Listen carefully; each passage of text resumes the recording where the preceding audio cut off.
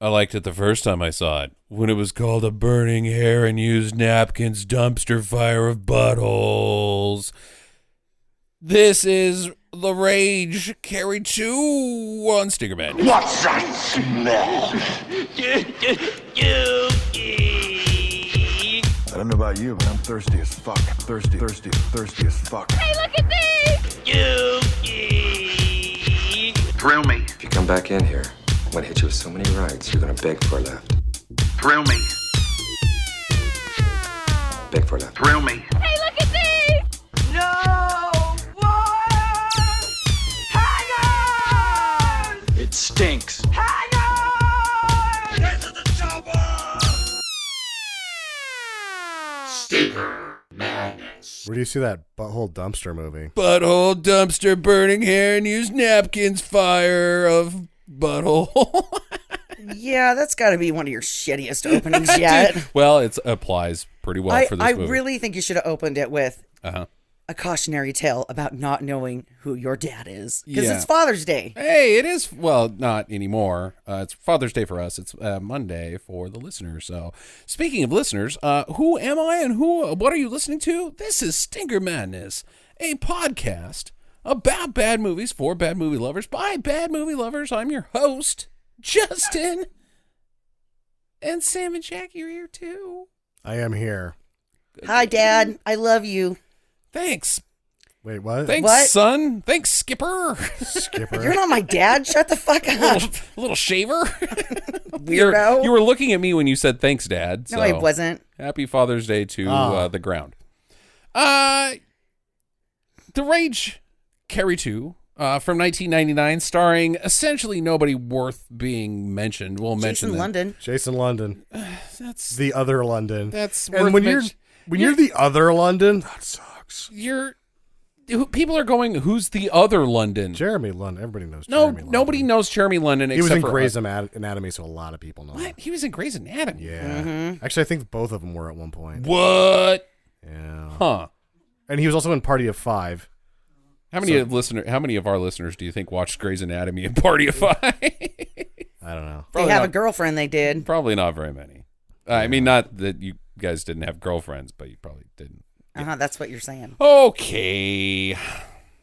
Sam, what have you dug up on The Rage 2, Carrie 5?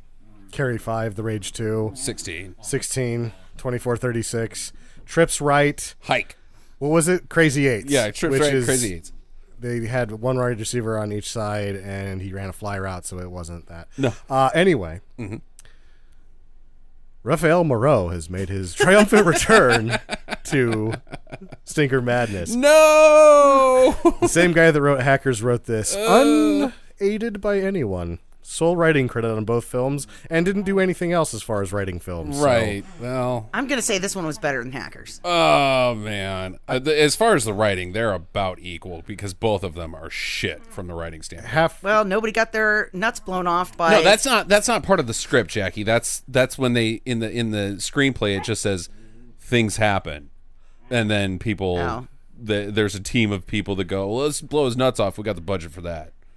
I think that you can really compare the two of them having the same quality of just not knowing how shit works or missing the saying by one word, or right? Just like constantly not quite getting it, or not understanding how people speak Yeah. or relate to each other. Exactly. Both films share that heart, and Raphael Moreau was the one that put it there. Yeah.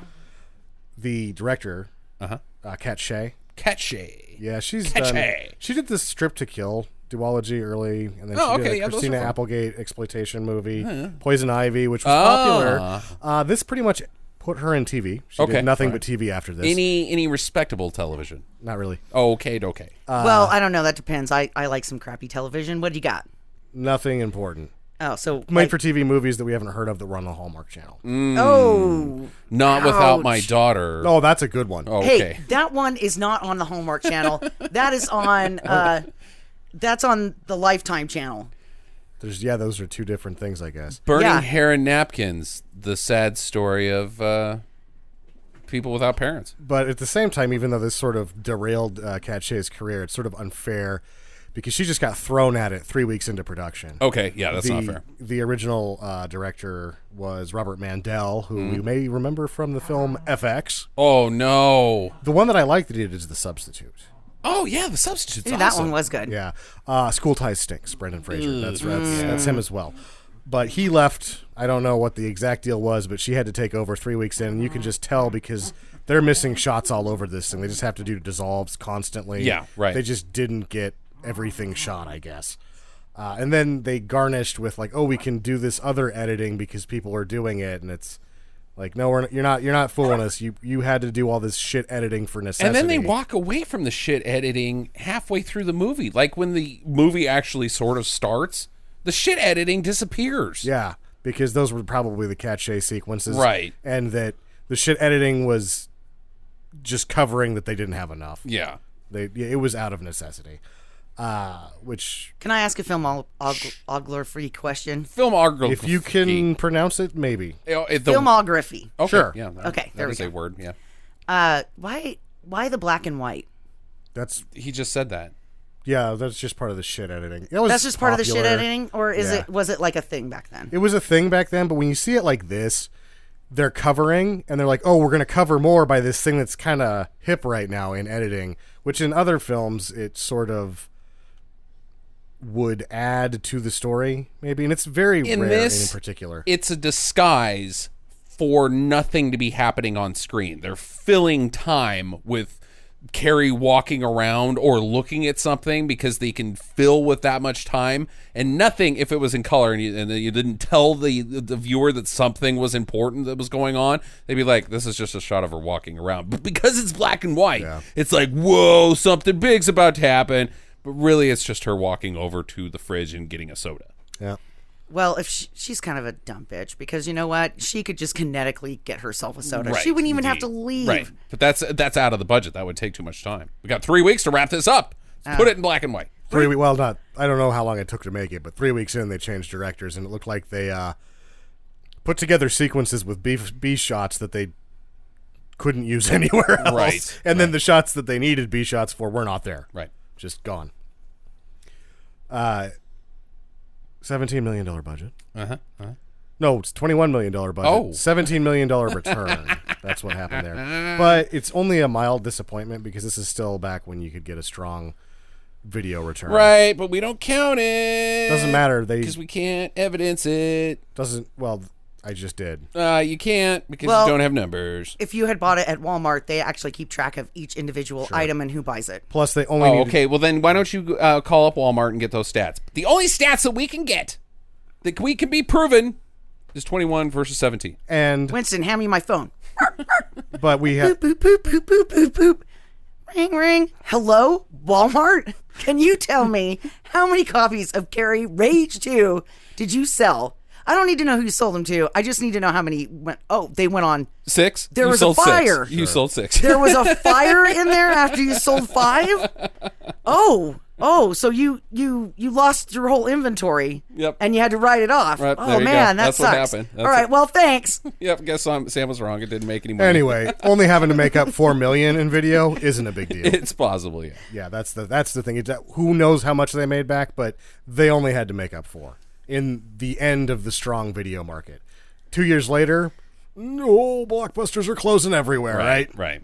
Do they make up for that just because now, you would sell it to like a Netflix or an Amazon, right? Sure. So is that kind of what they do now? Yeah. I'm just completely ignorant. Yeah, no, you can pick up, you can't make up $4 million by selling your shit movie to Amazon. No. But you can get some money. Yeah. And if Walmart will buy X amount of it, then you get this many 100,000 back. The home market isn't as strong as it used to be, but when those Blockbuster and the Hollywood video stores were on every corner, some movies got 20 million just to be on shelves. Right. And Like in rental fees? yeah, they would sell those rental copies for $150 to $300 each to a company that was just a fucking blanket for the studio anyway. Like when you chased the paper trail up, Blockbuster was owned by one of the fucking studios. Oh. In a roundabout way. So it was just cooking the books. But anyway, that's the real story, though. Why it's so different than, say, the original Carrie, like why it lost its way. Written by, of course, Stephen King, characters by Stephen King credit, so he kind of is in this episode, but not really. Kind of. And Hey, they showed parts of the original movie. Right, characters by Stephen King. they had to get De Palma's permission to do that. Oh, yeah. Which, there's a De Palma movie you like. You're always talking about how you don't like De Palma Oh, movies. but Carrie's, I don't like it for the right reason. Okay, well, Yeah. either way, it's De Palma. They really wanted to, and this is probably producers, because you can see producers' fingers all over this thing with the voiceovers. Like, she needs to say, I'm on fire. She's on fucking fire. Hey, guys. I'm on fire. Hello. And it's like an obvious, like, you just hear the rest of the sound cut out, like, I am on fire. Right. Like, oh. The producer. My favorite was, somebody put me out. Yeah. Oh, yeah, exactly. I think that's what I'm actually talking about. Someone put me out. I'm on fire. I'm on fire.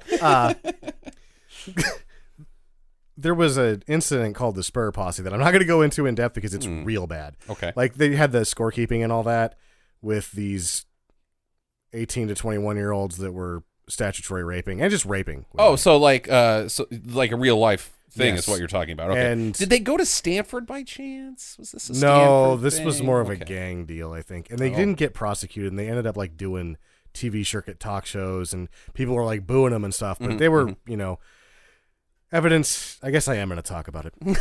Well, you can't. As not. young as 10 years old. Ooh, Jesus. Oh, God. And as old as 24 years old, none of them got fucking prosecuted. Yeah. Oof, man. How long And- ago was this? Oh. Probably 4 years before the movie was made. Ugh, yeah. In Lakewood, California. Oof. And they were so well known because it wasn't just like it came out and they didn't get prosecuted. Like, they were so well known in the community that the women just knew that they were going to get beat the shit out of them if they didn't just let them rape them. It was like, okay, just get it over with fast because I know what you're going to do to me if I don't go along with this. Right. And then no one got in trouble for it. Really. That sucks quite a bit of ass. It does. That's when you ask them, hey, meet me at the drive-in. I want to buy you guys a Coke. And they're all in the same car. Yeah, we And then love Coke. We're rapists. Yeah. Jack then- Daniels, maybe. Yeah. Well, Methamphetamines. they're gonna get some gas. And then you pull up next to them in What? two shitty cars, lock their asses in, dump gasoline on top of their car, and burn those motherfuckers to the ground. Yeah, I'm. I don't think that's gonna work. I, Guys, Little want some street Coke? justice! Want some Coke? Hey, maybe you could do that. We could do a follow up, and you can research the certain Spur gang and see if there was any street justice. I'd like to teach the world to sing. Yeah. Here's a Coke. Jackie next week's like, as it turned out, no one really got after him until last week. Not really gonna say who it was, but they fucking got theirs. They did I actually. drank a Coke. Why? Watch those they- fuckers burn. Believe it or not, they really enjoyed Coca-Cola. Coca-Cola. So wash it down. Fuckers. That's Yeah, but- disgusting. And obviously that didn't really make it, like, other than the scorecard, they fucking missed the boat on that social statement, right? Right. Quite a bit. Yeah. No, they seriously missed on this one. That's the story of Carrie. Huh. Carrie 2, The Rage, or Right. Rage Carrie 2. The story of the production of Carrie 2, The Rage. You guys ready to get into this? Yes. Yes. Okay. We have to start soon because we have to wade through, like, 58 minutes of nothing before there's a lot of something. Right. Well, there's some things to talk about here, but essentially, the movie starts out with Rachel, this young child. She's what, like 5, 6, 7, somewhere in there. Anywhere from 6 to 8, let's say. Yeah. Her mom's nutty. She's painting everything over. Well, not everything. She's just painting a line around the room. She's given the living room a stripe. Red stripe. And even if we're just talking about putting a stripe there, she's no Rembrandt. No, and they're very Catholic. So there's Catholic statues. There's a ton of it. Right. Pictures, candles. Very much. And she's just painting over all this artwork. Like, I'm pretty sure that if you're Catholic, you do not paint over the Virgin Mary's face with a red paintbrush. Let's back up a little bit. Let's go back to Carrie 1. If you remember, Carrie's mom is a religious freak. Like, she sticks Carrie in the closet because Carrie's being She starts blasphemous. her period. Right. Well, she's being blasphemous, and she can't, like, she's super hardcore, go to jail, David Koresh style nuts religious. So maybe it's like she's trying to undo the religion that hurt Carrie so much. I don't know. Maybe. It doesn't seem that way. I'm stretching it out pretty hard, but maybe. I don't know. I think you're not, because this movie tries to grab any thread to the first one that it possibly can. So you were the only person that caught that. Though. Okay. All right. Well, then I should get a trophy. So the daughter, Rachel, she's like, but Mama, I want to play. Let's go to my room and play dolls. And Mom's like, here, play with this. It's my hand in your face. No, she hits her with the paintbrush. Oh, I thought it was just her bare hand. She doesn't even like hit her with it. She's just like, your face is red now. Here you go. You keep the devil out of you. Must paint. And then, because of editing, the next thing is like there's an ambulance and you're like, right. What the fuck is an ambulance doing here? And she then gets taken away. She gets taken away, and there's just like some guy in the back of the ambulance giving her a there pat. Yeah, like, it'll be okay, nutty. The cop is like in the front yard with Rachel in the pouring rain, telling her how it's going to be okay. And I was like, do it inside, dick face. Right. And they didn't even wash the paint off her face. No. And how did they get there? Who called them? They just show up like they've got, like, that's how good the whatever they're coming to take me away people are in this world, is they've got like powers. They can sense that there's a loony person and they just show up and take loonies away. I have a theory. Okay. The cop was nailing Mom. Oh, he was stopping by for an after work tug job. Yeah. And she's got the paint out again. He's like, I'm gonna go have a couple red stripes and sock it to that lady, and then he goes and he's like, oh, that's not the red stripe I wanted. God damn it. Call Batman. I didn't even want the red stripe. I do want. Yeah, she gets taken to fucking Arkham. Which we don't find until later, but we just got it, like, Arkham, really? Arkham. Now, just in case that we're idiots and are like, oh, well, that's a Batman thing. No, I Googled it. There is 2 Arkhams. There's Arkham Asylum, and then there's Arkham Asylum. Both of them are fictional. Both of them are unrelated. One is the Batman. One was created by H.P. Lovecraft, and I'm assuming that's where Bob Kane probably got the idea of Arkham Asylum. But there is no Arkham Asylum that exists. Now, weird thing, the Arkham Asylum from H.P. Lovecraft is fictionally exists in Massachusetts. So, okay, if that's where we're going with this. So do we think that Raphael Moreau doesn't know who Batman is? Well, he can't know who H.P. Lovecraft is? He can't put it in Gotham exactly, No. Either way, it sucks. He thinks it's a real place, maybe. Or I don't know. So she's off to Arkham with the Joker and that H.P. Lovecraft racist guy. Years later, Rachel grows up-ish. She's 16? Is that what we're going to put her at? Okay. We're going to say 16. She's living with some foster family who kind of suck. They don't make sense. He's a trucker. She's a waitress at a diner. Right. Graveyard. And she irons her nightgowns while wearing a nightgown. I think that's her waitress outfit. Oh. She's like, I got put on the graveyard, so I woke up in the morning to iron this, or she just got done wearing it and she's ironing it? Maybe she's trying to steam it so that she doesn't have to wash it. Now, Rachel has a dog. His name is Walter. Yeah. Walter is a basset hound. Yep. And Walter's he's allowed inside the house during the day, but he's not allowed inside the house during night because he makes dog sounds. I heard dog noises. That's what the lady says. I was kept up all night because of dog sounds. What are dog sounds? Well, I've got dog sounds happening to me right now. It's during the day. Oh, it's okay then. At night, they sleep like we do. Like, if you stick a dog outside, that's when it makes dog sounds at night. It starts fucking barking. Let me in, asshole. Yep. It generally sleeps in the dark inside. Right. Like, on the bed. Like, no dog is making dog sounds. Like, what kind of dog sounds would it be making? Because we had to talk about how it doesn't know how things work in Hackers, and we talk about doesn't know how things work in a lot of movies, and this one is now, like, rapidly, it doesn't know how dogs work. Or, like, people that have dogs, it just doesn't, like, get that dog out of here. You're in trouble because it was inside the house at night. It needs to be! Fuck! All right, so she goes to school, and she's tattoo pals with that weird-looking girl from American Pie, and which we'll talk about American Pie later. Also, Shipbreak is in this movie? Huh. Shipbreak is in the movie. Okay, Yep. That's a weird double American Pie 2 years after American Pie, two of the lower roles, people that didn't go on to have success. Yeah. Well, Jason London's in it too, and Jeremy London was in Mallrats, so it's like Jason London's in American Pie? No, but they were borrowing from Mallrats by Brotherly Love. No, but I'm saying, like, it's kind of weird that they pull those two American Pie. Now, if they pulled two Mallratters, that's one thing, but pulling two American Pie people out? Studio connection. Yeah. Well, You know, they signed a contract. They had to put him in something. I thought American Pie was actually 20th century. This is UA. Either way, it wasn't a good movie. Fine. We'll move on. The first one was good. We'll move on. I just want to make sure everybody knows that's Shitbreak. That Shitbreak is in the movie, and he's in that show about geniuses that solve crimes on CBS. Oh, is it? I would know what it was called if it wasn't a fucking CBS show that puts you to sleep during the fucking promos or the commercial break. You're like, I was gonna fall asleep to this golf, but you put me to sleep faster with your fucking TV show, CBS. There's a group of bro dudes, like really unrealistic bro dudes. Like these guys are, their bro dude is at a 14 if 10 is that Stanford guy.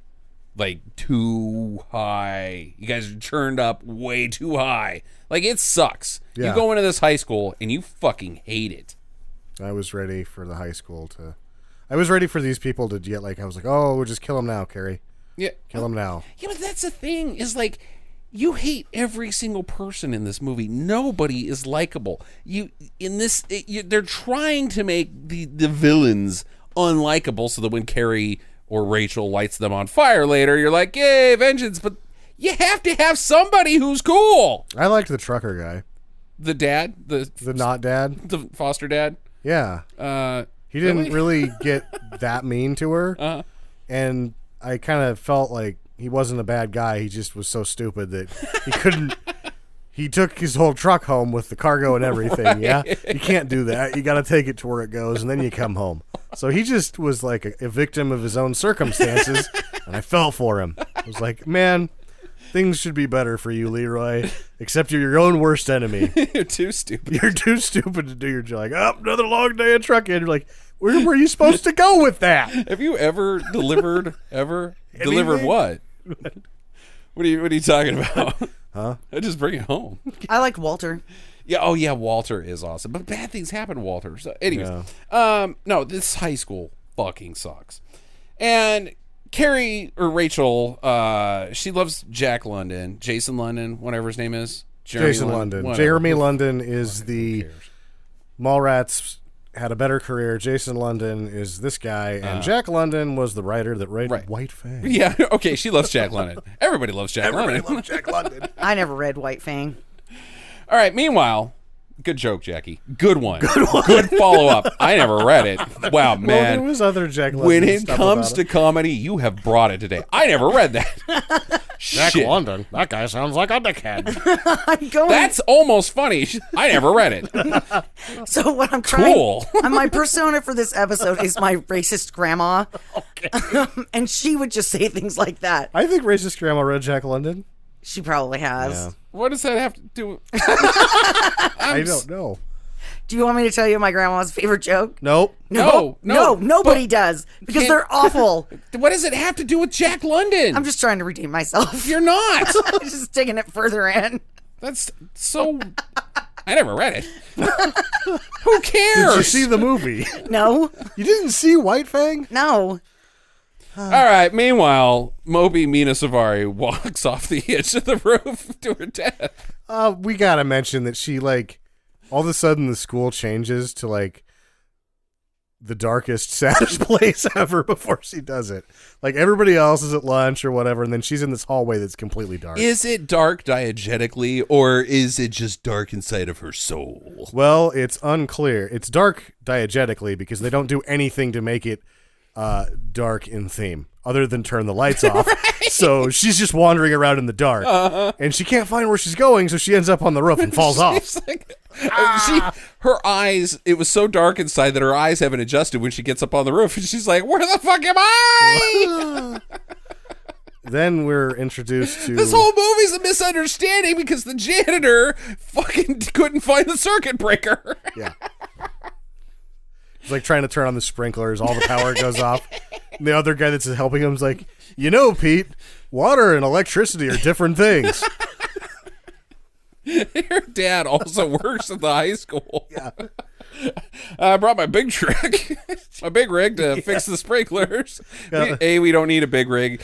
B, you should have delivered all that shit. And C, you're not the fucking janitor. That's beef. It's all bad now. Well, yeah, because he unconnected it. And you see that in one of the shots. It's unconnected from his truck. So you know that the freezer element is not running anymore. He's just keeping the beef for himself. I got this perfect like Far Side cartoon in my head where it's just Dom holding up a piece of beef in the back of the big rig and going, waste of time. Not the mother load. Let's go, team. Yeah, like, oh, shit. Maybe The Rock should be making the rules as far as the fast team. All right, so she's dead. She bounces. She goes headfirst into a Taurus. It's pretty funny. And because it's a dummy. It's not that a human died. It's just a shitty dummy. Well, I like how her leg in one of the shots turns completely around. Right. Well, like, that's legs don't work like that. That's how dummies work. It seems like they've got some sort of strong break glass, Uh-huh. and which is just made, I think, with cellophane.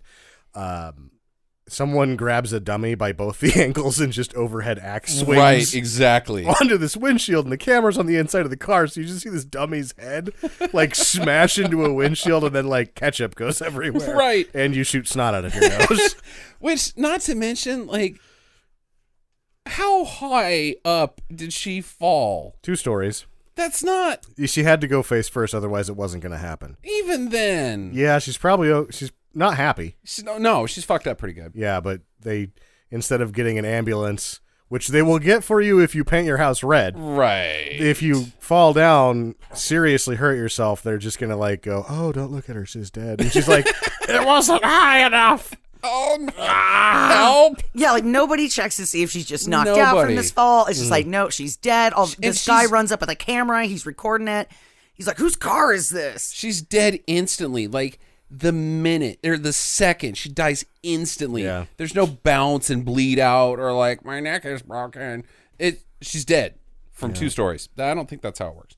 But I'm not an expert. Anyways, so Rachel sees her and she's like, oh no, starts blowing up all the lockers. Shit's flying everywhere. Okay, so she's got telekinesis. Cool. She runs into the woods. And then has some sad, pouty, black and white bullshit. And then the staff look into Mina Savari's locker and a little receipt for the local photo developing, because that was a thing, dear listener, back in our times. She worked at a drive-through photo booth. Drive-through photo studio. Well, it's not a studio. It's a developer. It's a developer booth. And the machines did it for you pretty much. It's still a sweet gig if you were 16. Oh, yeah, totally. And it only takes an hour. Right. Yeah. Her clothes also changed in the forest scene, if you noticed. It was just like a scene they jammed in there because they didn't have anything else. Right, exactly. The whole thing turns out to be the fault. This person's suicide, or maybe janitorial accident, is the fault of JTT's brother from Home Improvement. The oldest son of Home Improvement is a real scumbag in this movie. He had sex with her. Uh-huh. She lost her virginity to him. I guess she was super like in love with her or with him, and he's like, "Dude, you're like way too in love with me.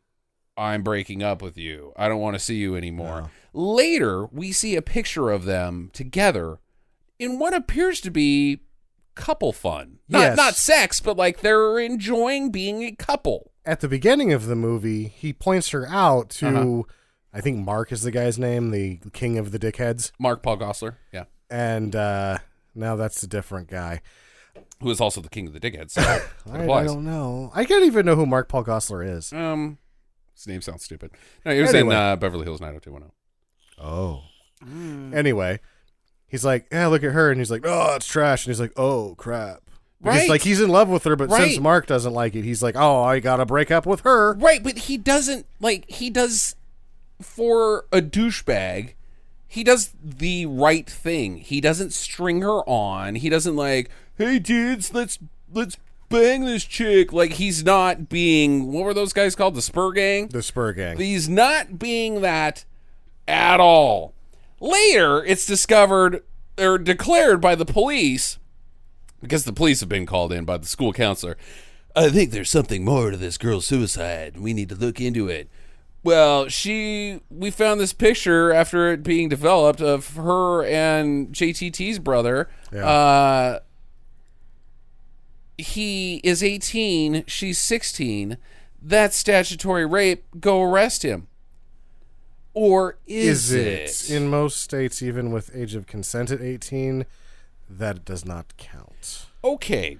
In this state, it doesn't. I don't know about what state they're supposed to be Now, in. what state do you suppose, if you had to guess, If they're in Jersey, it's all legal. what state would you guess a Stephen King movie book would be set in? Maine. Maine. It's always fucking Maine. Carrie 1 is set in Maine. The high school that Carrie burns down is in the same fucking town that Rachel's in. This is Maine. Would you like to know the age of consent in Maine? Is it 16? 14. 16. Yeah, it doesn't matter if he's 18 or 72. The age is 16. Now, it gets even better than that, Yeah. because Maine has a close in age exemption, which is called the Romeo and Juliet law, which means exactly what we just said. Even if it was 18, it doesn't apply because that's how things work. So they can do the 16-14 thing, apparently. Read the fucking, just try to open up anything that says, okay, I'm writing about this. Maybe I should check into it. No. Maybe I should look into it just a little bit. No, because this is all imaginary, and it's the movies, and it doesn't have to take place in real life. He doesn't know how dogs work. He doesn't Yeah. know how dogs work, Dogs make Jackie. night sounds. This guy is a fucking idiot. The Working entire on the night sounds. when the entire plot of your movie is around one thing, Rough. maybe you should try to have a little bit of accuracy about it. just a little bit. That's all I'm fucking saying. Because the plot of the movie doesn't exist.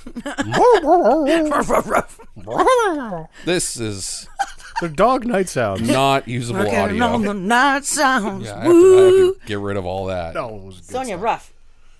I'm just pointing out that the plot of the movie can't exist. It can't. It cannot. So, It kills itself like 6 or 7 times right. by the end of it. So, JTT's older brother has done nothing wrong, but what he says is, dude, bros, you got to cover for me. My life is on the line. Don't worry about it. We'll take care of it. We'll get ahead of this. Get ahead of what? Get ahead of what? Well, let's turn nothing into something. He didn't murder her. She walked off. That's the thing, is this is almost like the opposite of victim shaming. She walked off the fucking roof under her own volition because she had a broken heart. Mm-hmm. You can't pin that on somebody. That's not against the law. Had he Even tormented... the moral law. Yeah, had it not been like a tryst over the weekend, like it was like years of psychological torture, even Right. months of psychological Right. torture, that's a different thing. But like, they went to lunch and banged, and then they didn't go to lunch, and she killed herself. Exactly. It seems completely rational. So from here on out, everybody gets stupider because everybody does the exact wrong thing in this scenario. So this douche gang, they want to go buy the photos from Rachel because she works at the photo booth, and she's like, that's not cool. He's like, well, how about you go for a ride in my fucking 95 Mustang? She's like, no. He's like, damn it. She's like, I'm a dyke. She's like 95 Mustang. Yeah, they didn't make one uglier than that. Right. And the ones in the early 80s were really ugly. And who gets bought off by $30? Yeah, No right. one. Nobody. Your best friend, like, I know nothing about anything, so I can't even bother to know it was your best friend. But even if it wasn't, $30 to maybe get fired.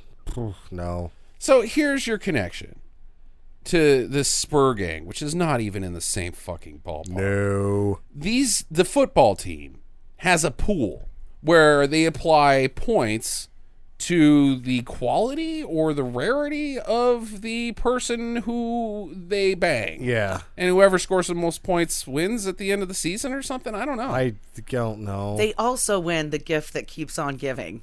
Herpes? Yes. See, now, that sounds really douchey, and it is, But all these relationships are consensual.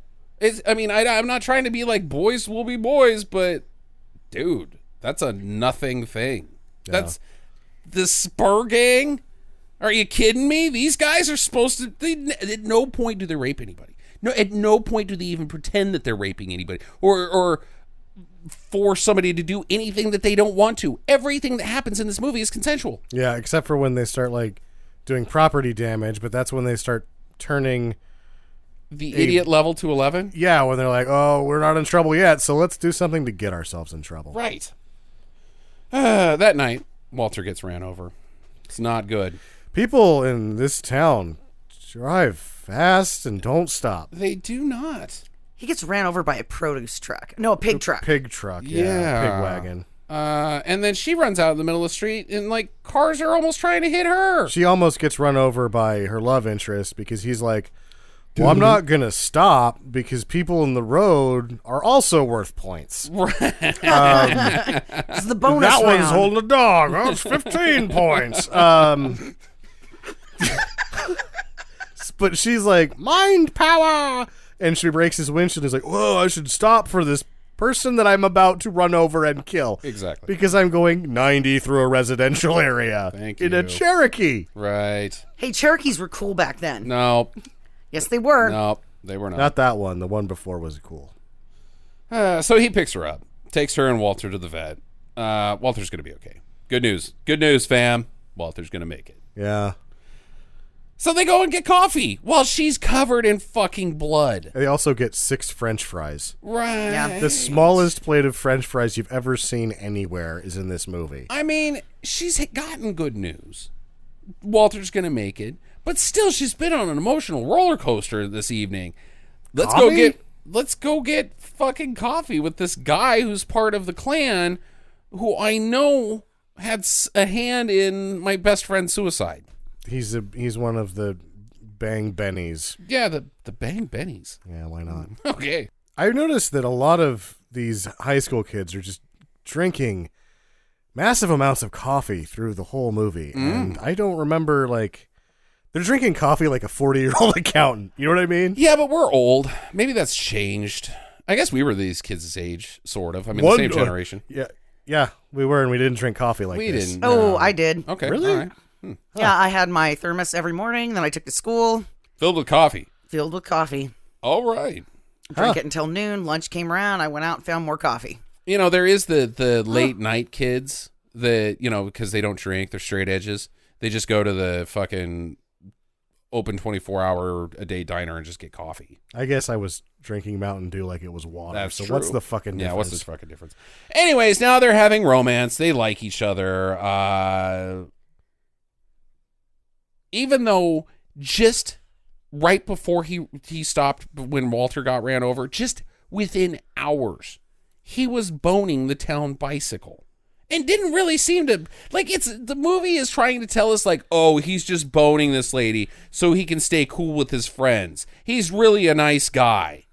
But also later, it's like she's the it girl, so she's chosen him. Right. So, but he just doesn't like it. Like she's like, oh yeah, that's hot stuff. And he's like, yeah, I guess. I'm only doing this so I can stay popular with the football team. That's not an excuse. Because I like having sex. Right. That's the excuse. Yeah. He fucks ladies. He fucks ladies, yeah. They're going, he doesn't. He's not a sympathetic character in the romance genre. He's just misunderstood. No, he likes fucking people. His wiener does the thinking, like a lot of them do. Right. Once again, Raphael Moreau, not knowing how stuff works. No, exactly. So now they're dating. JTT's brother gets suspended from the first game of the year, which is dumb because he's like, oh, the scouts are going to be there. I'm going to be suspended for the big game. Turns out it's the first game of the fucking season. I think you're going to be okay. Yeah. And they're competing for a championship. On the first game. Yeah. That's how high school sports works. Yep. Can't lose one. Got to win every one of them. I also like that we get that panoramic shot of the school and the cheerleaders are out there doing cheers with no bras. Right, of course. Headlights on. and they're not in cheerleader uniforms. They're just standing out in front of the school doing their squad moves. I'm like, I don't know what that was.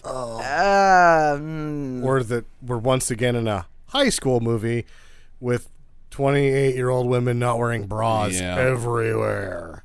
Thank God. So he's like, dude, what's up? I'm never going to go pro. You're not going to go pro because you're a fucking moron, eh? You're 5'7" and you weigh 163 pounds. You're not going pro. Yeah, you're not going pro. Oh, and not to mention that when you're lifting your barbell up, you're doing your chest press. The chest press, huh?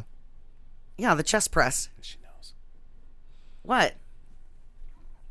Anyway, when you're doing the chest press and you've only got 45 pounds on either side, you're probably not going pro. You're probably not going pro. No. And how do I know that? Because I lift weights. I know exactly what sizes they are. When I played sports, that's where you started, not where you finished. So they're like, oh, okay, dude, well, don't worry about it. I got it. We're going to go do damage control. Now, their damage control is damage. is vandalism to Rachel's house. And psychological terrorism. Right. Would that be it's a form of harassment. Yeah, it's harassment. Yeah, you're absolutely right. And property. Like, they would have been... Yeah, take away the property damage. Could she have gotten them arrested? Harassment, I think. Is harassment, yeah. But I think when they threw the brick through a window, they got property damage and assault.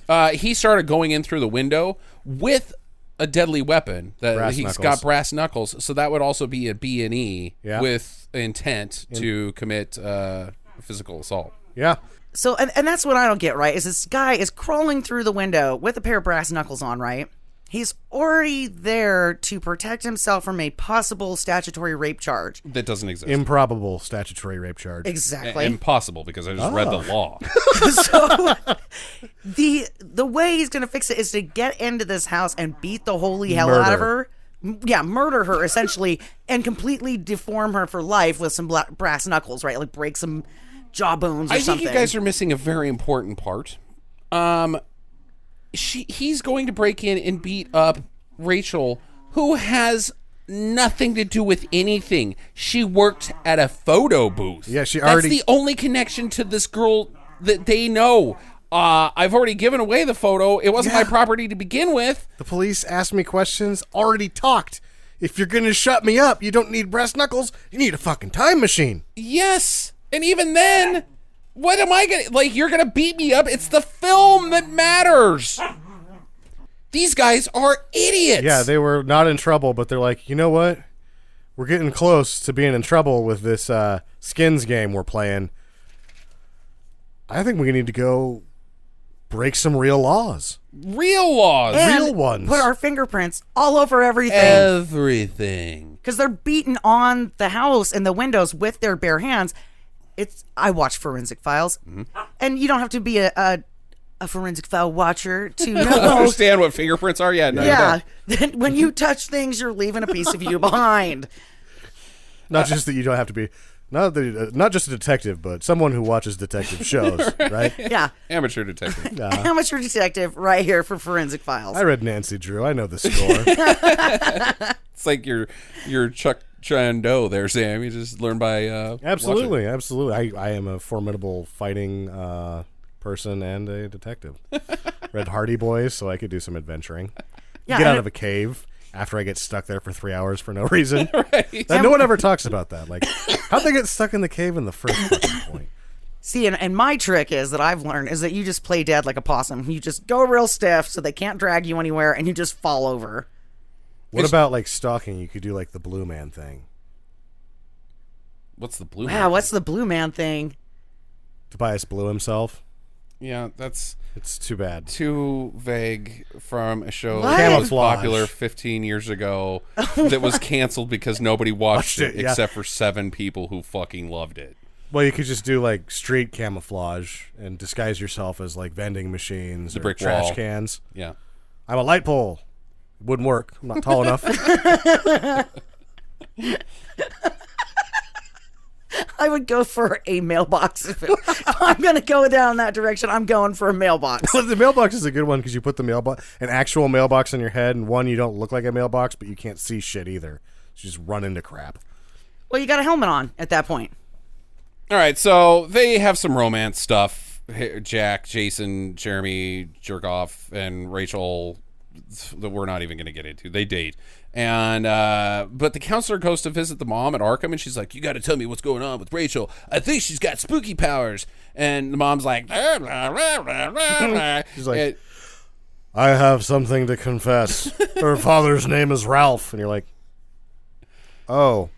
Like Wreck-It Ralph? Like, that's the thing? Because that's not really any sort of reveal, because the reveal was like 3 minutes ago in the conversation when you said they're sisters. The psychologist says, I think it's a male carrier for the telekinesis gene, and no one says, who the fuck are you and what the fuck are you talking about? Right. You're a school counselor. Right. You know, who now has an knowledge of pathogenic diseases, hereditary diseases, and superpowers. She calls that it is disease. It's a disease. She's Reed Richards. Superpowers. She spent some time in Arkham. Don't forget. Yeah. No. The counselor. And I know. She spent some time in Arkham. She did? Yes. So it's like me watching Forensic Files. She is like an amateur genetic disease observer now because she's seen it so many times. Like, I know crazy. Superpowers. Yeah. Because I am.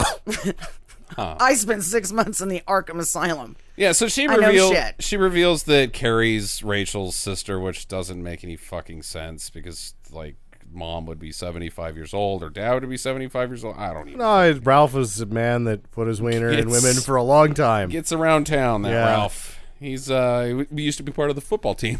Why not? He's still got his own scorebook. Right. And she makes this I'm face. up to 10! It's got the stupid slow push in, too, when she's like, his name is Ralph White. Okay. You're like, that's not a reveal because we're never going to see Ralph White. We don't know who the fuck Ralph White is. Doesn't exist in Carrie 1. What are you talking about? Neat. You're like, okay, so... No, really, who's his... Okay. Yeah, I'm in a fucking nut house. What did I expect? You just turn around and walk away. What should have happened is the counselor from the school walks into Arkham Asylum and they're like, we got her back, and they lock the door. She should have walked into Arkham Asylum and been like, arrest me, I'm the Riddler. He was already there. Oh, yeah. Yeah. Quit. You're wasting my flavor, bitch. I'm Killer Croc. I'm the Calendar Man. That's not a thing. The Calendar Man is a Batman villain, yes. Oh, my God. That's a stretch. Keeps track of the days. That's a superpower. Yep, it's the 27th. He knows every detail about everything that's ever happened on any day, and therefore can make predictions about what's going to happen on the next day. So he's got predictive statistical analysis. He's a good guesser. Got a photographic memory with a degree in statistical analysis. Yeah. All right. Yeah. What a superhero. Calendar Man. Batman needs to take him down. Yeah, she wouldn't come up with anything that good. She'd be like, I'm the school counselor. I'll just mash it together. I'm the scounselor. Watch out for me, Batman. Yeah, I'm going to go over here. Yeah. Like, I'm just going to... I'm going to let Rorschach throw you down an elevator shaft. Right. Speaking of crime in the city, JTT's brother is hanging out with the cops. They're like, we got you, bro. He's like, oh, God, I'm going to sing like fucking Michael Cohen. Yeah. And then he's going to give up his entire football team. And how dare you? Michael Cohen would be so much slower at it. We should also mention that there's a judge, a defense attorney, and a prosecuting attorney in this room. Correct. In the school counselor's office. That don't know the law. That's correct. Anyways, so he gives up the whole team so he can play, like, tells them about everything, and then that's good, I guess. Yeah, everything kind of works out because nothing really bad happens. He didn't squeal about the vandalism. No, he didn't talk about that. So I think we're... Go ahead and play. Yeah, go ahead. What happened to your hand? Nothing.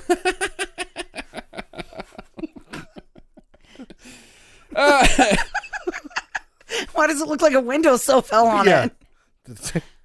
Now, here's the other dumb plot. The other dumb character plot. Okay. The rest of the popular crowd are mad at Rachel because Jake likes her. Yeah. So they're going to do horrible things to her. Because, or not Jake. Jesse. Jesse. His name is Jesse. Jack London. Jedediah. The corpse of Jack London is making his move. Number 88. At no point has Rachel done anything worthy of this vengeance that these people have want to bring down on her. Nothing. No. And this Jason guy's not even one of the popular football players. Nobody really even likes him except for the town bicycle for some reason. Well, let's be honest. He's much better looking than the other dickheads in this movie. Yeah. You know, it just really goes to show that whole public announcement of being different is being great. No.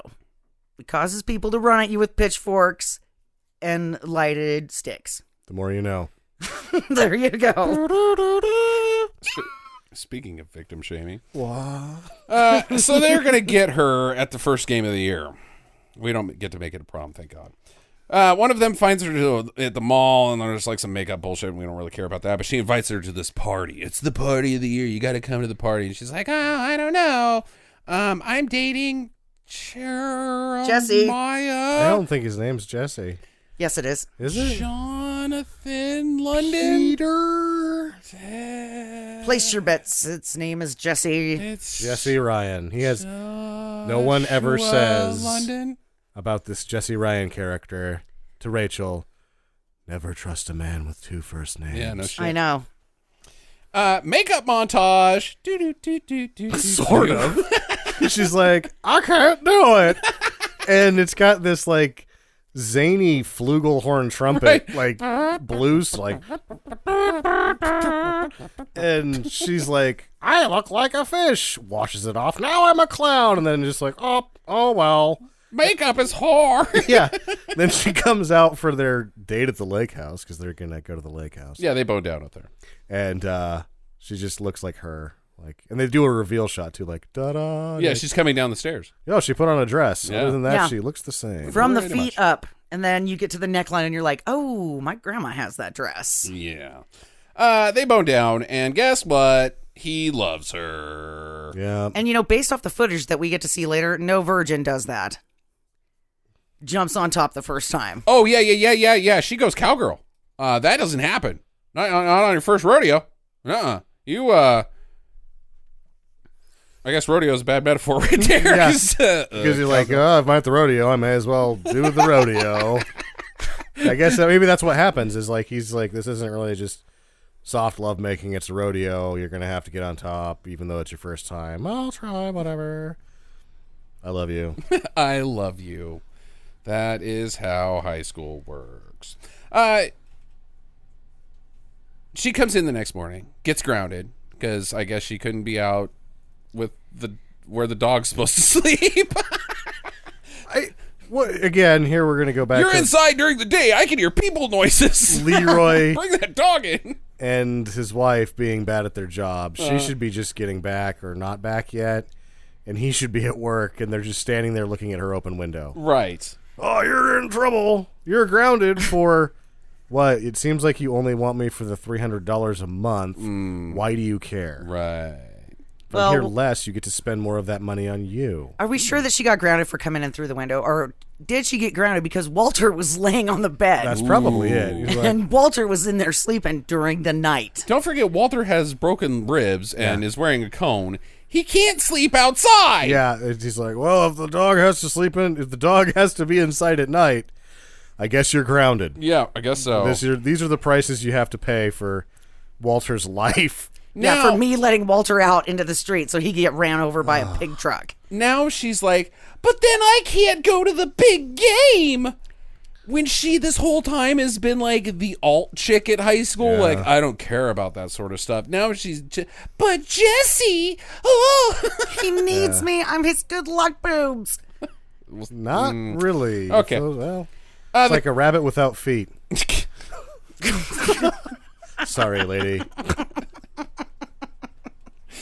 The school counselor breaks into Arkham only to break the mom out of Arkham. With gum. With gum. Like, oh, yeah?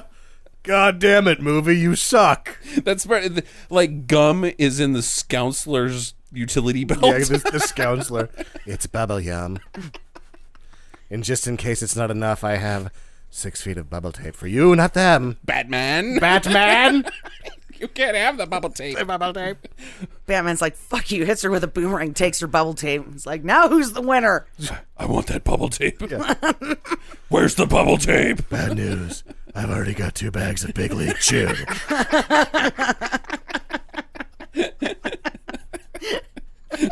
Watermelon. This isn't bad armor. It's gum, too. I just can't imagine writing this, like, time to spring the lady out of the loony bin. All right, we're going to use gum. Like, you're writing the actions down. This is, like, in the large print. You're like, oh, yeah, gum on door. That works. Yep, that works. It's game time. Rachel has to listen to the game on the radio because that's what happens in high school. In Maine, they have that, I guess. Yeah. You know what I thought was great? She's actually listening to it on a Walkman. Uh-huh. And I don't know about you guys, but I never had a Walkman. I did. Oh, yeah. That played the radio and CDs. The actual Walkman Yeah. did that. That's why it was so expensive versus the shitty ones. Right. Oh, that means I grew up with a shitty one. You did? Yep. All right, fine. I it was was going to say that's not how that It wasn't works. a Walkman. It was a Discman. So you're both fucking No, retards. I had the Walkman You that had both- the radio. No, it had CDs. Oh, that's a Discman. You're an idiot. Did the Discman do the radio? Mine didn't. Mine didn't. No, so she's right. The Discman doesn't do the radio. Oh, no. I'm just saying. The Discman also didn't do discs because you had to hold it perfectly still, making it completely fucking pointless. He's like, oh, it costs as much as a car stereo, but it won't work in your car because your car jiggles around too much. You can't walk with it. Fuck the Discman. So she hears that Jason Jesse Jeremiah is hurt, and she busts out, even though he's okay. And she's grounded. Yeah, and she's grounded. Who cares about that? Yeah. She shows up to see him win the big game, And with doesn't. fucking triple right, Oh, crazy 8. bad language football. Yeah. But she doesn't like. She goes onto the field. Right. I'm here. It's me. I'm here at football. Look at me. And he doesn't even see her. Like, one thing that they could have done to make this movie somewhat relevant, I mean, like, in cliche writing, he could have, like, been, like, really nervous and then looked over and she could have given him, like, the reassuring thumbs up or something, and then he wins the game. He doesn't even fucking notice her. Or She should be like, the game is going, and she's like, fucking look at me. Look at me, asshole. So she gets the ball psychokinetically and throws it and hits him in the head. And from her direction, so that he has to look at the football, but it's like stuck in his helmet. She's like, believe in the ball and throw yourself. Yeah. Pivot around the man. And I mean, if she was really going to be supportive, the least she could have done is kinetically lifted up the Gatorade and doused him and the entire team. Oh, that would have been sweet, man. Yeah. Or doused the coach, who is certainly gay. Oh, yeah. And a We didn't pedophile, mention that one. And probably should be in jail. Ooh. When he has, what is his name, Gary? Pull down his pants in the middle of watching tape. Ooh. And he's like, trowing all, turn around. So he drops his pants. It gets right to where his pate is. Yeah, and goes, I'm just checking for a tampon. I'm like, No, you're just being really inappropriate and fucking creepy chomo. You're being illegal right now. And then the principal comes over the radio and she's like, Jerry Sandusky to my office. Hey, Oh, too soon. Not good. Jerry, no. I read the fucking transcript. We're not going good. down. Not All right. good. All right, okay. So the popular girl picks her up and she's like, let's go to the party. She's like, fine, cool, whatever. Jake will meet me there. And Jake is like, His name's Jesse, goddammit. It doesn't matter. So she's Jesse's girl? Yeah. I wish I had Jesse's girl. The town slut picks him up, and it's all part of the trap. So they arrive at the party. Because she's vandalized his car and slit all of his tires. Right. It's all part of a trap. And we're so stupid that the filmmakers decided to show us that with a paint can. Right. That she drops. Because you wouldn't get rid of it before he offered him a ride. Mm-hmm. They arrive at the party, or she arrives at the party. Rachel does, and it sucks. She still manages to have some fun. Like, it seems pretty good for her. It's a little bit more. Seems like it's almost genuine fun that everybody's having with her, rather than like Carrie, where it's obviously fake fun, and Carrie just doesn't even notice. But this seems like she's getting along pretty well. Seems like the party at the end of Encino Man. Yeah. Only shittier. Only shittier. And with real pool. With a bunch of pretentious assholes, but she's kind of a pretentious asshole, too. I've been in this situation before. It is quite exhilarating, and then when it goes to shit, you wish you had kinesis. Kinesis. Kinesis. You do have kinesis, You know? Jackie. It's called being a person. Telekinesis. Thank you. There you go. We could be like Mark McGuire. He's out of testosterone. You say the Mark McGuire commercials? He doesn't put the test on them. He's like, Mark McGuire, I ran out of testosterone, so I got some more. You should get some testosterone too. Like, whoa. I think this is the fourth time you've talked about that. I can't let it go because he says they put it on TV and he fucked it up that bad. No one cared. So finally, they tell her about the game, and she's like, "Oh no, this party actually sucks." And they're all gonna laugh at you. They're all gonna laugh at you over and over in 4-1 sound. Right. Like, this is from all four corners. They're all gonna laugh at you. They're all gonna laugh at you. They're all going to laugh at you. They're all gonna laugh at you. They're all gonna laugh at you. So her tattoo grows around her face and her neck and its thumb and its butt, and then she blows everything up, and the credits roll. Well, and they're showing the video of her having sex with No, Jesse. there's nothing else to talk about here. We just went through all this boring stuff to, don't worry about this part. I bet somebody was like, dude, when this tattoo starts growing on her body, people are going to lose their shit because it's going to be so awesome. Right. I thought it was cool. What? It sucks. I thought it was cool. It's dumb. I'm thorny. And because I'm 16. Part of her telekinesis is her tattoo starts like heart beating. Yeah. Like Don Johnson heartbeat. Yeah. Looking for a heartbeat. Don Johnson didn't get in trouble for having sex with anything that would have sex with him. Anything with a heartbeat. That's all he's looking for. All he needed, if you're alive, he'll bang you. Yep. No legs? Fine. What? Just right to the amputees. Like they don't have Jesus, enough fucking Justin. problems, right? No head? I'll take it. That one, I don't know if that works because the heartbeat probably. Well, what if you got like a window there, right? What if you had the paddles? Clear! There's a heartbeat. Go, Don, go! No. That's what that song says, Jackie. The It specifically says a fucking headless person as long as their heart's beating. If you can decapitate somebody with their pants already off, I will have sex with them before their I gotta heart go stops quick, though. beating. Don't talk to me while I'm doing it. I don't think that says that quite. Doobie doobie. That's the lyrics. Do you did, Grandma? What? No. No, too far. Well, I think a pink blazer and a white sports coat's too far myself. Okay, so things get pretty wild here. She goes full Carrie. She explodes the glass. Yeah. Everybody gets glass all over themselves, which I guess is sharp enough and thick enough that somebody loses their head. Yeah, somebody's head straight up falls off. I think it's the camera guy. Yeah, the Okay, camera all right, guy's head cool. is the one that falls off. That guy was a fucking weirdo anyway. They're all dumb, Jackie. She then grabs the fire poker. Yeah, with her And- mind. Shoves it through the front door where the Scoutler is coming with Mom. Batman's like, thanks. She's been bothering me. Stingy bitch wouldn't give me any bubble tape.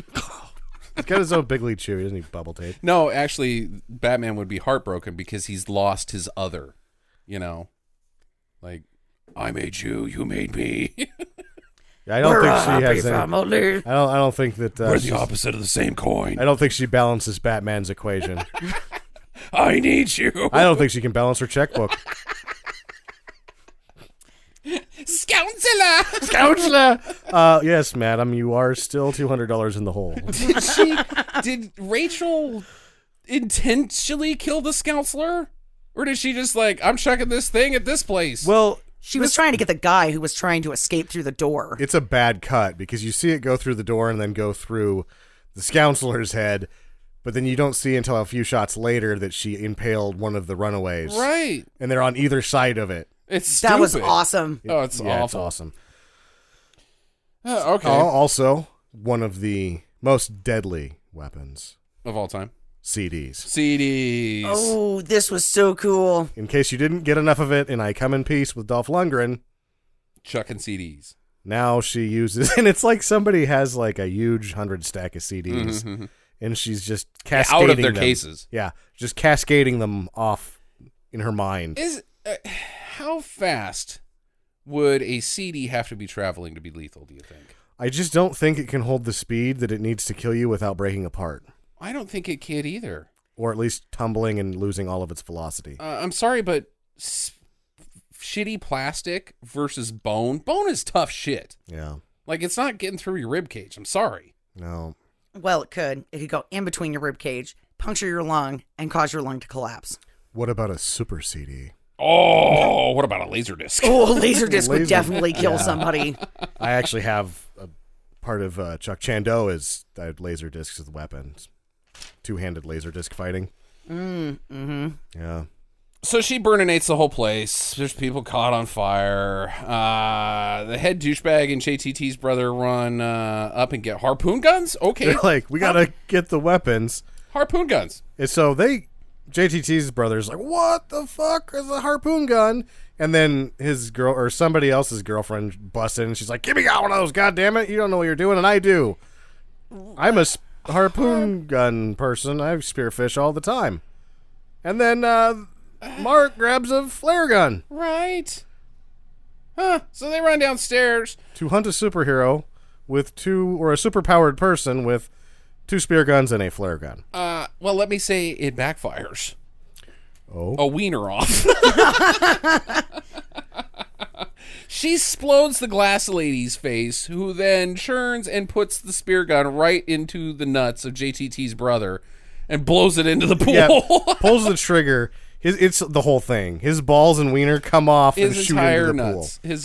His all of his junk. Yeah. Yeah. And it's on like a fork. Right. Harpoon later. So if somebody was to they could grab it and then take it to a weenie roast later. It's already got the handle. Those guys in Lady Ninja Killer or whatever that movie was called. Naked Killer? Naked Killer, yeah. The evidence. Then the head douche hits her with the flare gun. She goes into the pool, but she also pulls him in with it while she engages the pool cover. He gets knocked out by the pool cover, and she's like, fine, I'm out of here. Cool. And he's like, I'm dead from pool cover collision? He drowns. He drowns. Yeah, but why did he get knocked unconscious in the first place to have the opportunity to drown? Because who doesn't like seeing somebody get hit in the head? Once again, plastic. it's one of my favorite things. If we were to travel back in time, since this movie is socially motivated by the Spur Gang, one of the things that was happening is there was a real awareness drive for how dangerous the pool covers were. What? Yeah, people were dying in LA with the pool covers. What? Like 2 or 3 of them, but they made a huge deal of it. Pool covers. Yeah, and it wasn't just, and this is what kind of sucks about the movie doing this, is putting this in, is that you're just as bad off if you land on the top of as if you're underneath it. Because there's no way to swim. Yeah, that makes sense. There's no way to get air if you're under, and if you're on top, there's no way to swim. So pool covers are super deadly. Getting knocked unconscious by a pool cover, though, I'm pretty sure is not what happens. Yeah. And the other thing about the pool cover is that like, oh, I'm going to cover it so it doesn't get any of these leaves in here. When the fucking thing retracts, all the leaves end up in the fucking pool anyway. So they are just death traps. I'll give that for the pool. Don't get one. It's just a fucking death trap. The mom comes in and she's like, oh, you're a fucking freak of nature and the devil's in you. I'm out. And she's like, Mommy, don't go. And then Jake shows up. Jake's in. And Jack Ryan. He's like, hey, what's this party blows? Jesse Ryan. And the slut's like, yeah, I came here to get banged. And she's like, oh, yeah, well, bang this fucking roof, dead bitch. I have to talk about this. So she goes to... She brings him to her house to hold him up, right? Right. And so she's like, can I wear this? Should I wear this? Oh, my. I just can't decide what to wear. When she shows up, it's like, that's what you finally fucking picked? I mean, Carmen Electra wouldn't wear that shit. What the fuck?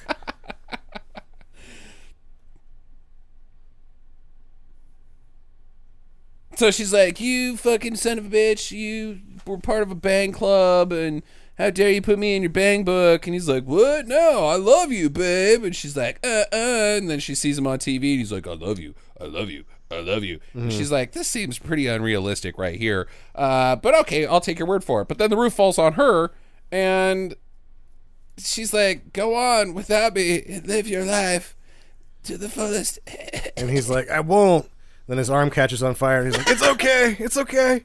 It's totally on fire, but I'm just going to love you anyway. He looks like he's trying to poop really, really bad. Like all of the muscles in his neck and everything. You see the veins popping. He's like, I'm on fire pretty good right now, but I got to stay by you, babe. And then she blows him into the pool with the power of his mind, in effect killing him, as we just talked about. But right. He makes it out. Right. 1 year later, he's at college. King's University. He's with Walter, and he's got a gross arm now. Yeah. mm-hmm. And she flies into his dorm room via the power of telekinesis. Mm-hmm. They start making out, and he's like, I love you, babe. And she's like, that's fine, but I'm a fucking dream. And I'm also going to implode into bad CGI Ash. Yeah. Mm-hmm. Mm-hmm.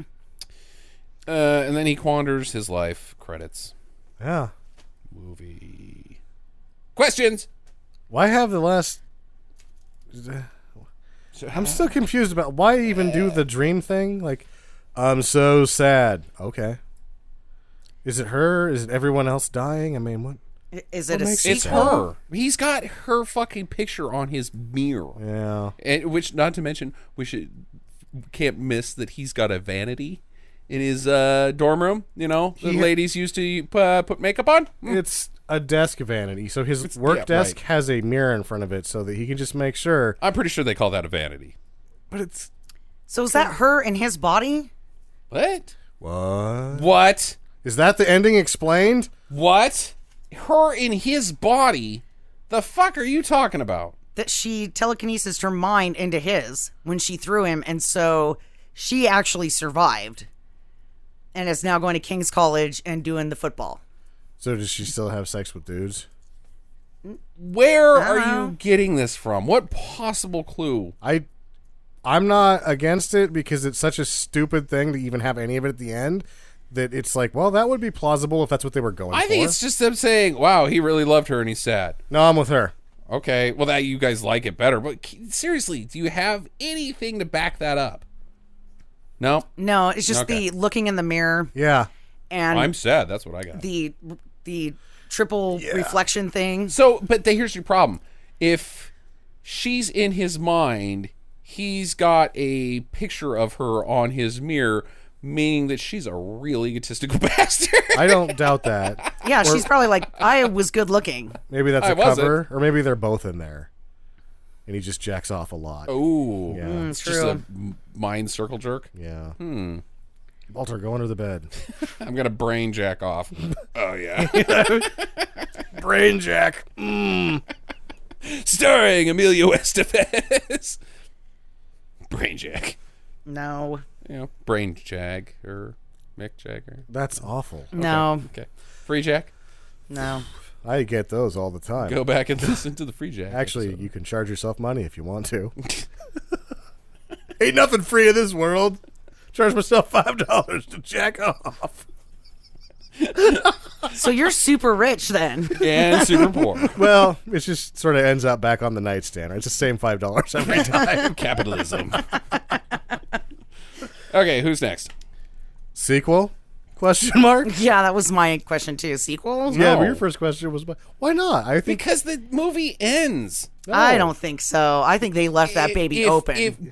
By your theory, which I still don't subscribe to at all, yes, there would be a sequel. If everything's equal and it made a shitload of money, yeah. Well, it's going to make a sequel either way, but they're like writing it in if it's your script. If it's my script, he's just sad because his girlfriend died and there's nothing else. in my sequel, it's Ralph White Well, Ralph White could be eating TV dinners. and banging. I guess because he doesn't get to be telekinetic, he just gets to seed kinetic women. Yeah, it skips a generation, right? She didn't know shit about She that. doesn't know fuck. See, I know what the sequel is. It's Batman 3. You want to know one of the working titles to this? It better not have something to do with Batman. No. Okay. Carrie 2, Say You're Sorry. What else? Oh, that would have been awful. Wow. Carrie 2, if you apologize, it's okay. Wonder why they didn't go with that one. Oh, boy.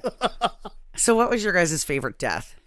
Probably the fire poker for me, because it was just like, I don't get it. And then it looked stupid. And then the fire poker, the prop was poorly put together. It sagged on one end. And so it was just like shitty all the way around. So probably that one. I assume that the kid from Home Improvement dies from getting his dick shot off, so I'm going to go with that one. That's pretty tough to walk away from, too. Yeah. See, and my favorite was the glasses. Oh, yeah. The exploding glasses, and then her eyes are just like bleeding. And I don't know if you'd die from that, though. Well, if the glasses go in fur enough, it can... Fur enough. Yeah. This is all scientific. I learned it on Forensic Files. Gerber.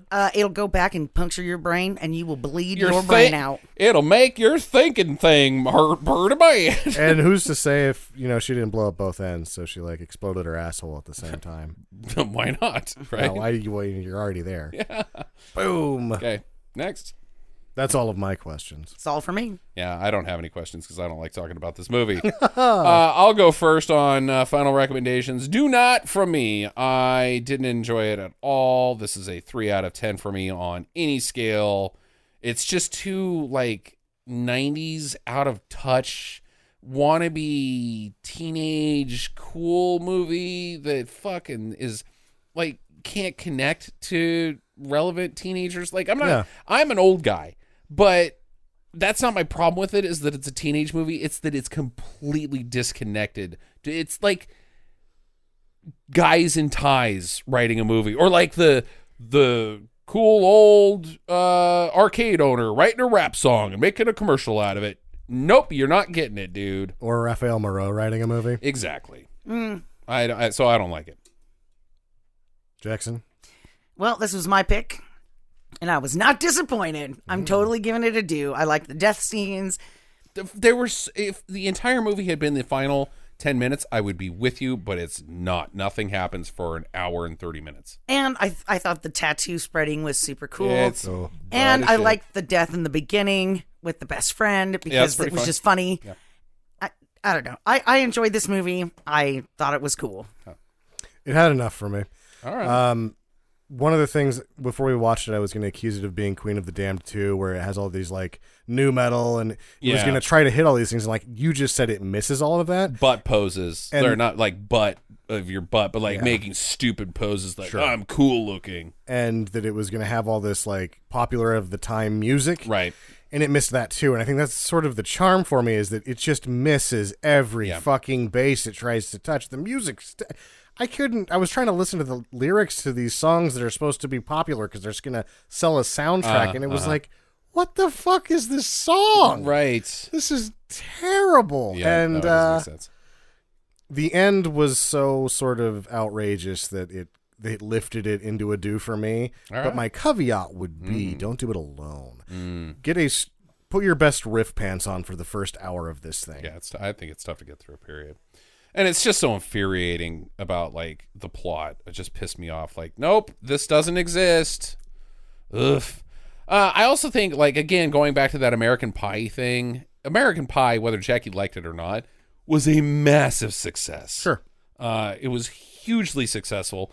And it just seems like in that 2 or 3 year window right after, everybody was like, well, because teenagers are stupid. We can capitalize on anything. Just make a teenage movie. And I fucking hate that shit. Yeah. Kiss my ass. It's not like it's unique to American Pie. It happened with National Lampoon. Sure. It happens every 5 years. Right. But that late 90s especially sucks because the music was so god-awful. But at least this movie doesn't have that shit. So. Sure. No, Limp Bizkit does not appear in this film. Thank God. You don't like Limp Bizkit? I do. Not. Next week is my pick. We're going down the road of the potentially obscure and potentially missed classic. A film by none other than Sam Raimi and starring Bruce Campbell called Crime Wave? Oh. What? Yeah, so... I've never even heard of that. 1985's Crime Wave. Check that out and enjoy your week. Get to the chopper. Visit us at www.stinkermadness.com. Follow Stinker Madness on Twitter @StinkerMadness. Please rate and review us on iTunes and Stitcher. Thank you for listening, and get to the chopper.